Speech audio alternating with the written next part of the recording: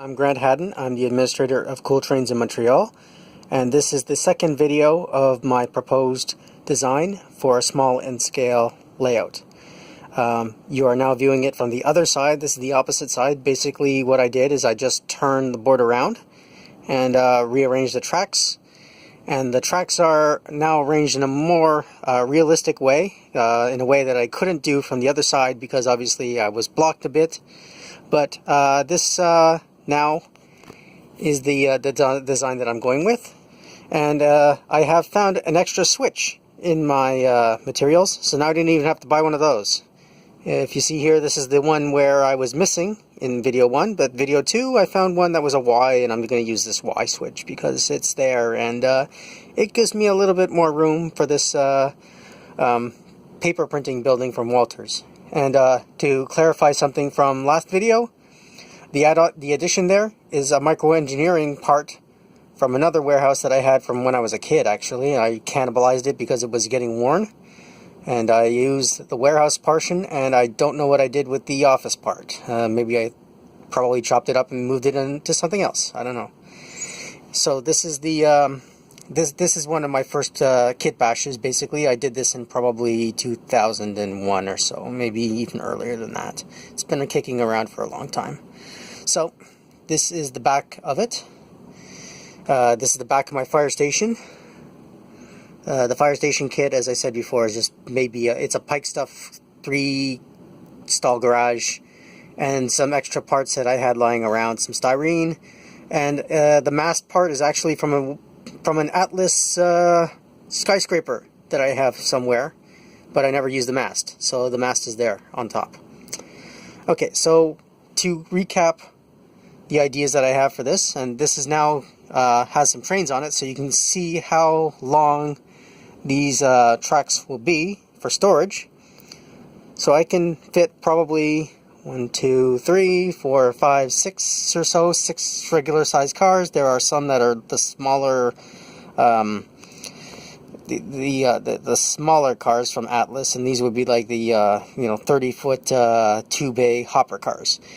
And those would be good actually for this smaller spurs, because I have, the mill, and the mill is not a long track, so those little cars are going to be nice for those little tight spaces. But I modeled the 70s to the 90s, the 1970s until the 1990s or so. So I will need some 50-foot cars. I have some 50-foot box cars in here. The box car would fit nicely into there.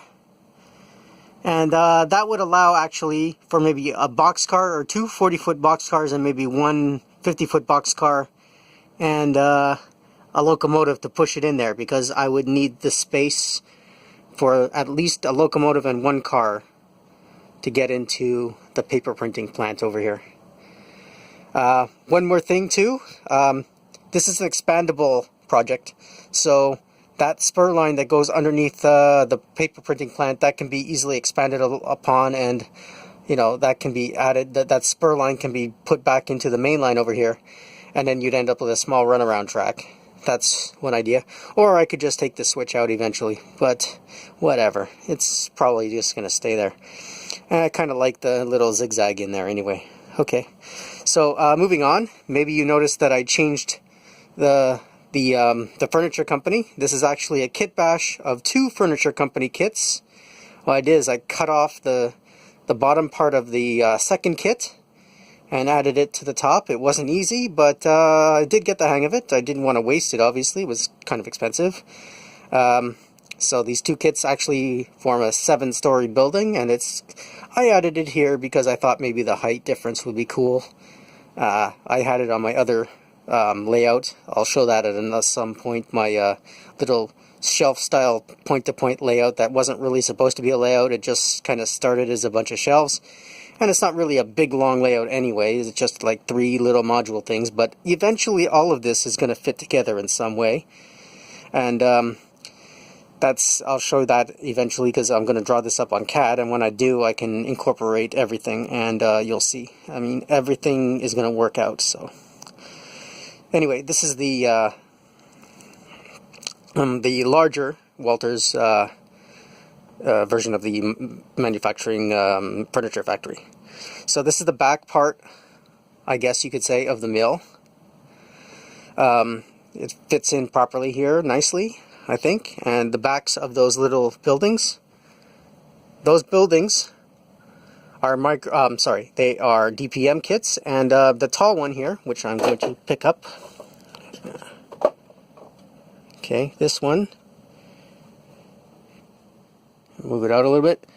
It's part of the mercantile building, and I cut away, you'll notice I cut away a lot of it to make this front and just painted it up. And here's the side, and here's the other side. This is the back part, so it all fits properly. So I could just put them together like this.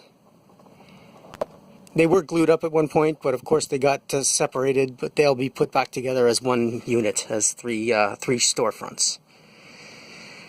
The only compromise I guess I could say is that I would have liked a little more space in the back here for loading docks, but that's just not going to be possible with a 20-inch width. But you make your compromises, and I think that's a decent compromise to have these 3 tracks here. I need the long track anyway, the long spur here for this building, which is, I probably didn't touch upon it, but it's 2 microengineering warehouse kits bashed together, and then the office part is from DPM kit.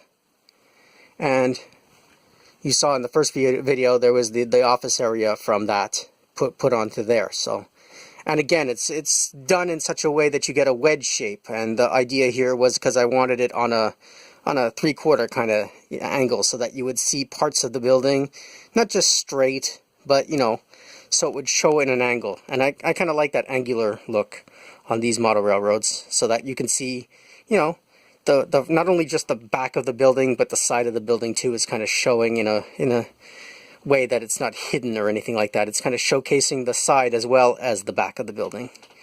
And so again, here's the front of that warehouse. Now this is custom built. I think it was like 2 big Pike stuff kits plus a micro engineering piece there, office area, and then of course this DPM part that was incorporated into it to make the office part. I kind of like this because, you know, there's a lot of space here for trucks. They're not going to be crammed in or anything. It's going to look like a really cool warehouse. It looks like a really big warehouse too. It's got a spur running into it. It's kind of neat. You can just run a bunch of box cars in there or something like that, and it's going to look pretty naturally cool. And this part here is the roadway that runs between. This is going to be a roadway running between the mill and these buildings here. And that roadway is going to be sunk. It's going to be overpass for the trains. So the trains are going to be able to switch and do whatever they need to do without blocking the road. I didn't want to block roads because, like I said in the first video, that's bad urban design. So if you've been to St. Henry, you'll know that there's a crossing there, St. Ambroise Street. That's always clogged. Thank God that they have that other crossing where it's a bridge on Wellington, because without that, and even without, you know, even with that Wellington Street, man, there's still a lot of cars piled up along St. Ambroise when the trains come through there. So here, this is going to be my level crossing. This is my, well, I've already called it Mill Street, I guess. It's based on the real Mill Street in Montreal, so this is going to be my version of Mill Street. And the crossing will come through here. Crossing, it'll be along these switch tracks. I tried to put it so that the switches aren't going to foul into the road, because I can't do like the real railroad would do, where they could take the switch stand and kind of bury it into the road, and yeah, like on a pivot or something like that, and then when they need to open it, they can just flag the road to have the traffic stop, and then the guy comes in and opens a little lock and then pushes it up first before unlocking the switch and moving it around. I don't have that option, so what I'm going to do is I'm going to run the road between the points here so that I don't have, you know, the road running over the points of the switch, or, you know, the turning part, which is what I call the points. So, and it's not too overpowering with the tracks, because it's here you have one crossing with the main line, so that ends up being like kind of 3 tracks. It's the main line of 2 tracks plus the spurs. And in the back here, the mill track will come through, and that's going to accommodate like maybe a box car and 2 of those little short hopper cars, or it'll accommodate 2 longer hopper cars. And then there's some space here to put like 1 or 2 cars just for storage when I'm kind of switching things around with these 2 buildings here. And in the back here, this is going to be there's a spur track that runs behind here. This is my DPM kit. Now these are DPM modular kits. They weren't Walters. I made that mistake as well in the first one. So all of this is DPM. And I have this little garage in the back, which I'm going to kind of take it off here and show it. Now this is kind of scratch built. And you'll notice that I've taken walls from another kit, probably from, you know, it's a micro engineering, so those are micro engineering sides, and then I think this is also a front from micro engineering, but then I added a whole lot of styrene to it to give it some depth and make it look really different than what you would standard see.